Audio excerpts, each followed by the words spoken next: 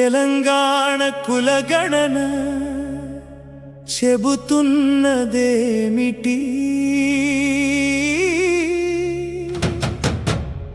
అసమానతల చరిత్రను బట్టబయలు చేసింది.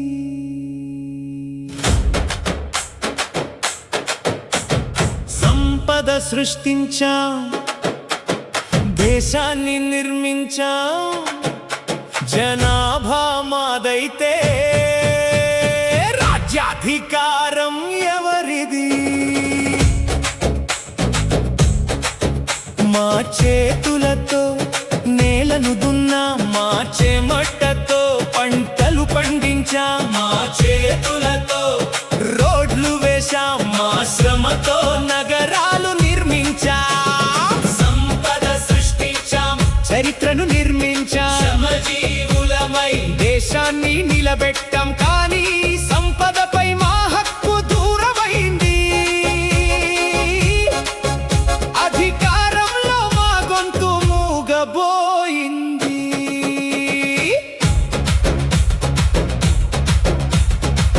కులగణన లెక్కలు గట్టిగా చెబుతున్నాయి, తరతరాల న్యాయాన్ని చూపిస్తున్నాయి. భూమి కొద్ది మంది చేతుల్లో ఎందుకు? పేదరికం కోట్లాది ప్రజల బతుకుల్లో ఎందుకు? జనాభాలో మేమే మెజారిటీ, అధికారంలో మాత్రం మైనారిటీ. ఇది ప్రజాస్వామ్యమా? సమాధానం చెప్పండి. ఇది సామాజిక న్యాయమా? జవాబు చెప్పండి. భూమిలో మా వాటా కావాలి, విద్యలో మా వాటా కావాలి, ఉద్యోగాల్లో మా వాటా కావాలి, బడ్జెట్లో మా వాటా కావాలి, శాసనసభల్లో మా వాటా కావాలి, పాలనలో మా భాగస్వామ్యం కావాలి. దానం కాదు, భిక్ష కాదు, జనాభా దామాషా ప్రకారం మా హక్కు కావాలి.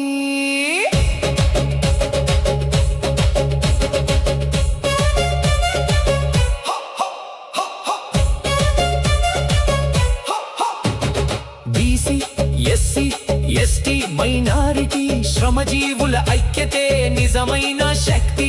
విభజించి పాలించే కుట్రలను బద్దలు కొడుదాం, సమాన హక్కుల సమాజాన్ని నిర్మిద్దాం. కులగణన ఇచ్చిన నిజాన్ని ఆయుధం చేసుకుందాం. రాజ్యాంగ బాటలో పోరాటం కొనసాగిద్దాం, ప్రజాస్వామ్య మార్గంలో ముందుకు సాగుదాం. సామాజిక న్యాయ భారతాన్ని నిర్మిద్దాం. సంపద సృష్టించాం, వాటా ఎక్కడ?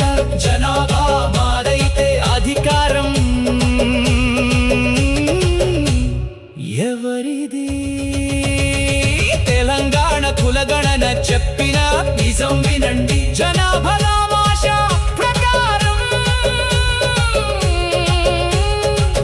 వాటా ఇవ్వండి.